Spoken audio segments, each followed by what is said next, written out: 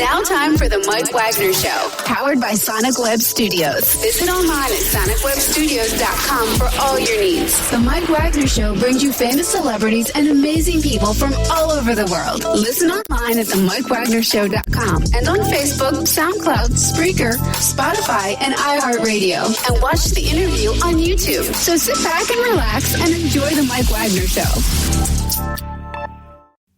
Hey everybody, it's Mike from the Mike Wagner Show, powered by Sonic Web Studios. Visit online at sonicwebstudios.com for all your needs. Look at a professional website without breaking your budget. Sonic Web Studios is the answer. Sonic Web Studios offers fast, affordable custom web designs that blow the competition away. Call today at 1-800-303-3960. That's 1-800-303-3960. Or email to support at sonicwebstudios.com. Mention the Mike Wagner Show. Get 10% off your first order. Sonic Web Studios. Take your image to the next level.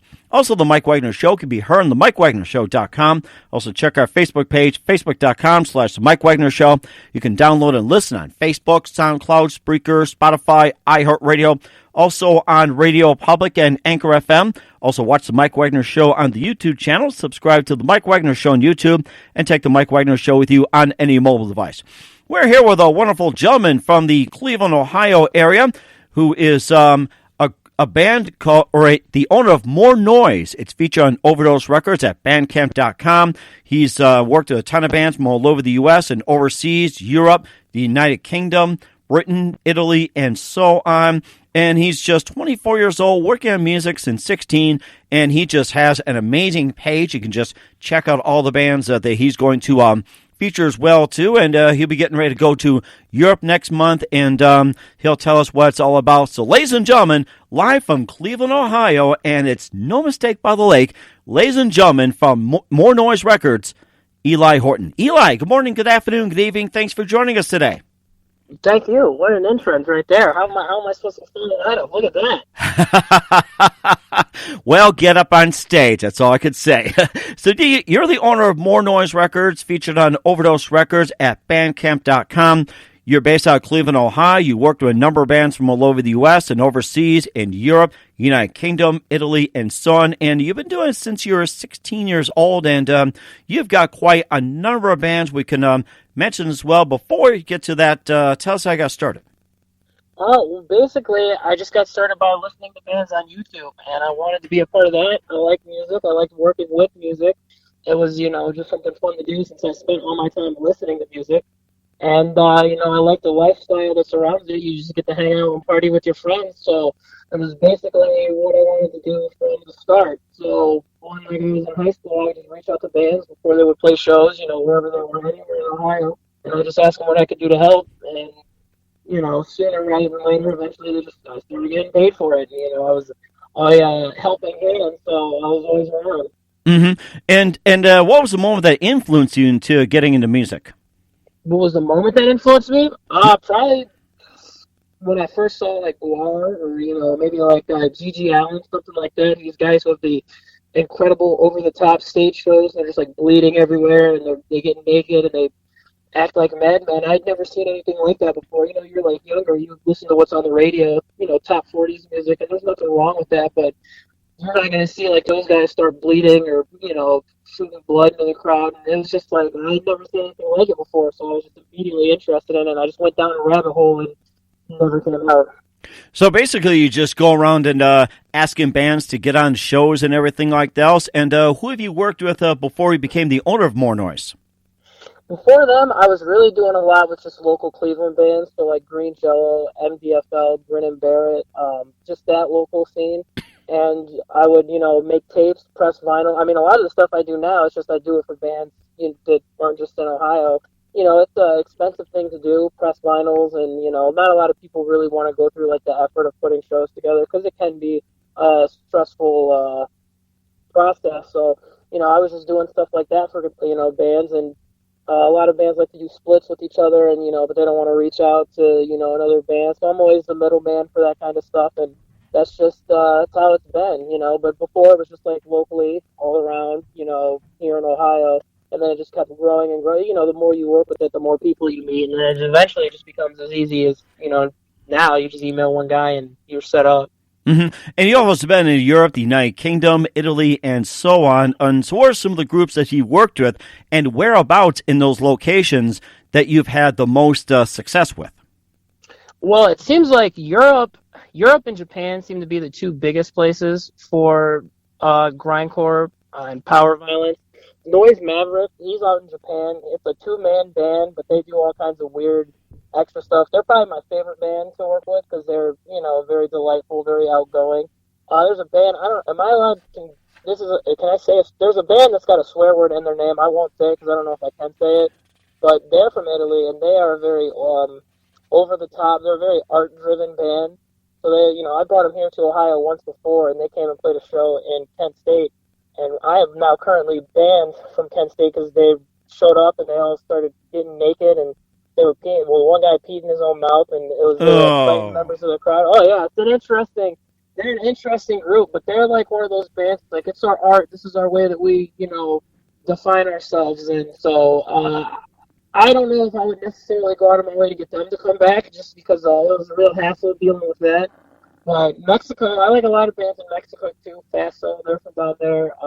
They're cool dudes. Mexico's got a pretty big population for that too. I get some bands to come over there. I know Faso, they were supposed to come over and do a show in Philadelphia not too long ago. I don't know. They couldn't get over. I don't know if they just didn't want to come over and they said they couldn't, or if it was like a can't get into the States thing. I know, it's hard right now for Mexican people getting over, so I don't know the ins and outs of that. So, but they couldn't make it, but, I like them a lot. They're big time. And with some of the bands that you represent, which bands have been an opening acts for the most famous ones out there right now, like in the U.S., Europe, and wherever else? A lot, just about all the bands. The Power of Violence, they play a lot of shows in Philadelphia with Joe Hardcore, and he does This Is Hardcore every year, and they're a pretty big band. Bedwetter, they play big shows over there in the UK. I don't know. I don't follow it's with some top 40 guy. I don't know what exactly his name is, but I know they got a pretty big following over there. A lot of them, though, their bands have worked with guys from Pantera and guys from I Hate God, Earache Records, who are prominent in grindcore and power violence, like a founding father label for that. They really got it up and going. So a lot of bands do a lot of stuff with them. It's a freelance thing. A lot of those guys help them out. So they're all pretty, solid and on the same level. Certain guys have worked with other bigger names, but no one's like a Metallica, you know what I mean? So I don't. That's amazing, too. We'll talk about some of the bands that you feature as well, too. You listen to The Mike Wagner Show at themikewagnershow.com, powered by Sonic Web Studios. Visit online at sonicwebstudios.com for all your needs. Look at a professional website without breaking your budget. Sonic Web Studios is the answer. Sonic Web Studios offers fast, affordable custom web designs that blow the competition away. Call today at 1-800-303-3960. That's 1-800-303-3960. Or email to support@sonicwebstudios.com. Mention the Mike Wagner Show. Get 10% off your first order. Sonic Web Studios. Take your image to the next level. Also, the Mike Wagner Show can be heard on themikewagnershow.com. You can check our Facebook page, facebook.com/The Mike Wagner Show. You can download and listen on Facebook, SoundCloud, Spreaker, Spotify, iHeart Radio. Also on Anchor FM, Radio Public, and the YouTube channel. Subscribe to The Mike Wagner Show on YouTube and take The Mike Wagner Show with you on any mobile device. We're here with Eli Horton, the owner of More Noise, and feature on Overdose Records at Bandcamp.com. Based out of Cleveland, Ohio, worked a ton of bands from all over the U.S. and overseas, and been in business since 16 years old. And let's go over a few of the bands that you feature as well, too, like Skull Piercer, Nagacon, if I got that right, Shill, and also Pedo, Fragmentado, and more. You can just tell us about some of the bands and what is currently selling right now and who's got the most hits on social media. Right now, the biggest band actually would be Pedo. If you saw them, they are an all-female band, and they are pretty big right now. They're blowing up. We just got invited to be on some Canadian radio show. Nice. That covers hardcore and punk bands. Mm-hmm. They're an all-female band, and that's really big right now. So they're blowing up. Again, Faso, they're pretty big. Trebek, those guys are from Russia. They're doing pretty good. We've got to make some vinyls for them pretty soon. So, I would say who to keep the Who to keep an eye out for, though? Probably Be Rated. They're from Denver. They're a big-time band. They're playing a lot of shows right now, and I think they're down in Florida either this week or next week. But they're pretty popular, and they're gaining a lot of traction. They have a pretty traditional sound, as far as not too power violency, not too grindcore. They kind of stick with the traditional hardcore punk sound, but amped up a little bit, and I think that they have what it takes to be pretty big. That is amazing too. And what are some of the bands that you're going to be representing? You're going to be ready to go to Europe next month. So, who are some of the bands you'll be taking with, or what are some of the bands you'll be checking out in Europe? There's going to be a lot of bands there. I don't know exactly who's all going to be there. I haven't seen the full bill yet. I know I'm going over there with Death to All Politicians and Stairmaster. We'll also be over there with Drunk Mule. Those are bands I don't have on my label yet, but I have worked with priorly in the past, but they're focused a lot right now on touring. I'll be over there with MDFL. They're Cleveland boys. Those are, I do go to a lot of shows with them.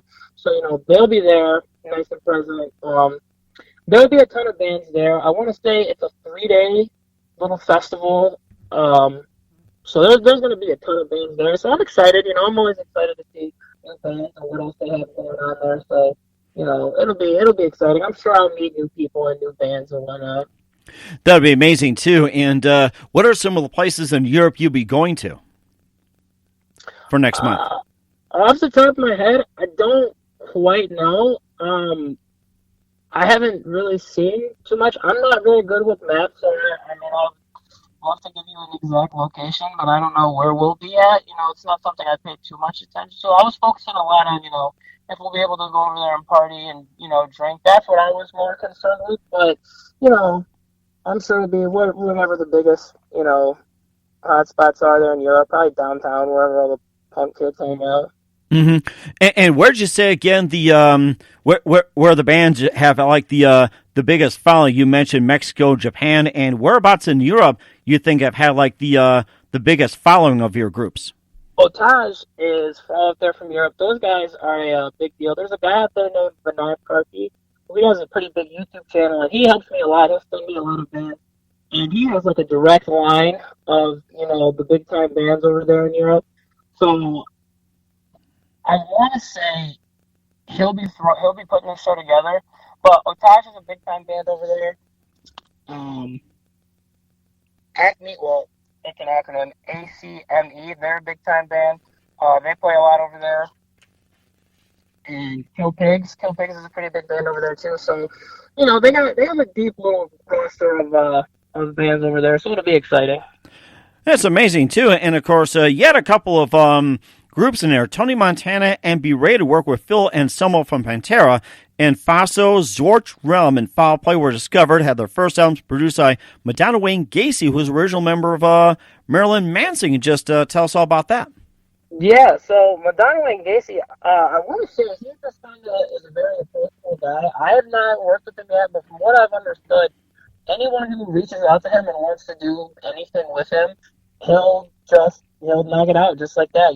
I'm sure he charges some kind of an amount, but they reached out to him and they wanted them to produce something. It's always good to have a nice little name, attached to whatever you're putting out. So, from all accounts, he was a really cool guy, though. I mean, that was a big thing. It definitely got them some extra fanfare because that guy is a freak, and he's got his own little cult following still. And Phil and Selma, yeah, Tony Montana, those guys are from Duluth out there in Minnesota, Nowheresville, and they're just huge Pantera fans. And again, I think it might have just been a case of them reaching out. If you reach out enough consistently to a lot of these guys, especially when they aren't doing too much anymore, they'll help out you and they'll help you out, and they'll do what they can to plug you and promote you. And I just know that Phil kind of co-signed them and gave them thumbs up, like check these guys out. So that is amazing. We'll have people do that. And who are some of your favorite artists growing up as well?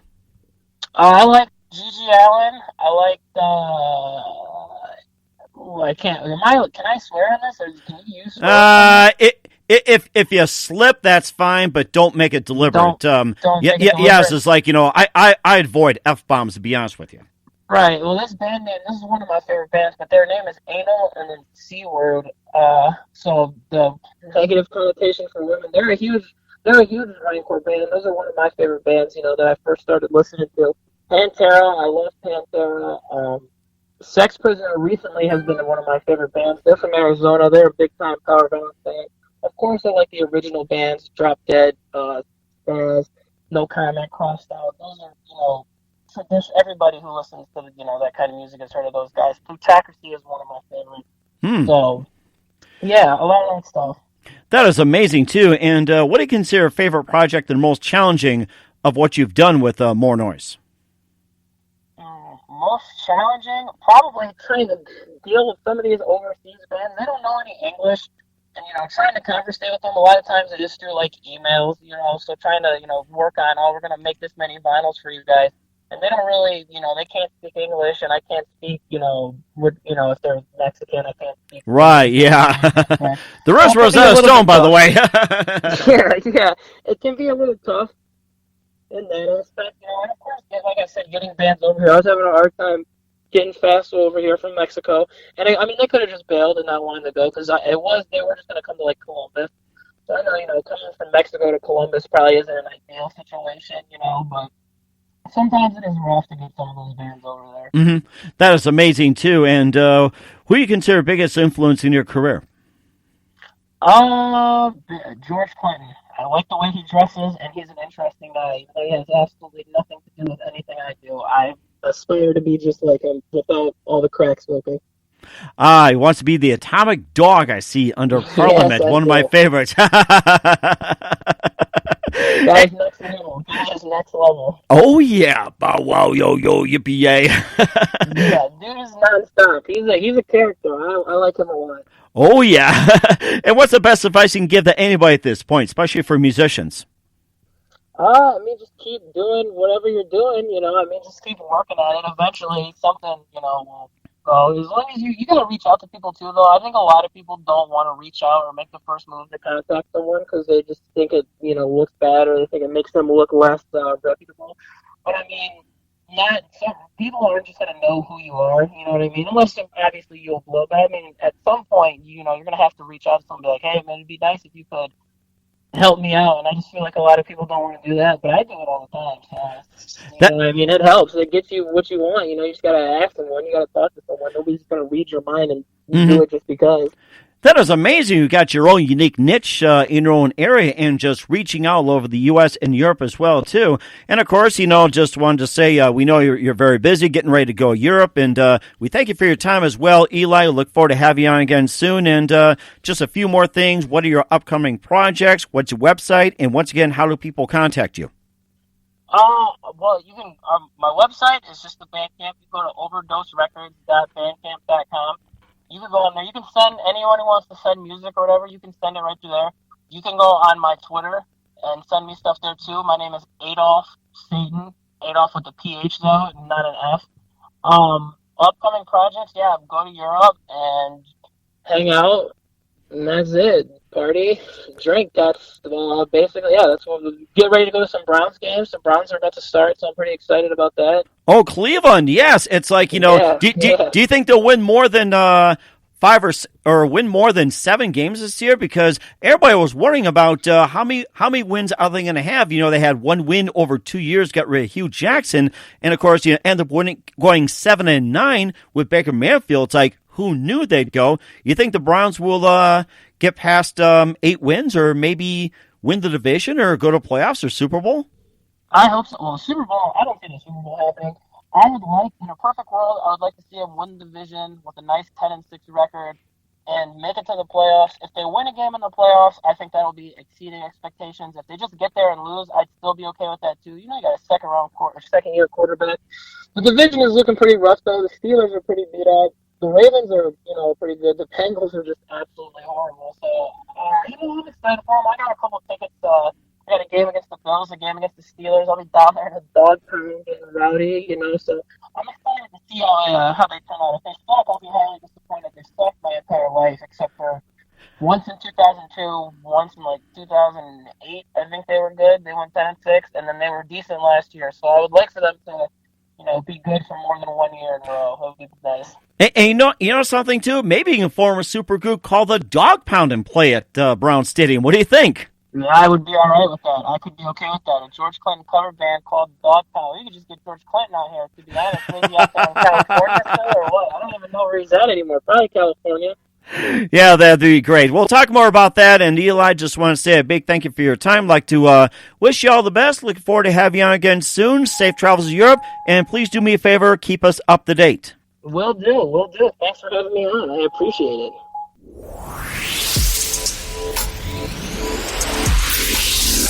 Thanks for listening to The Mike Wagner Show, powered by Sonic Web Studios. Visit online at sonicwebstudios.com for all your needs. Listen online at themikewagnershow.com and on Facebook, SoundCloud, Spreaker, Spotify, and iHeart Radio. And watch the interview on YouTube. Also, become a sponsor of the program and or donate today at themikewagnershow.com.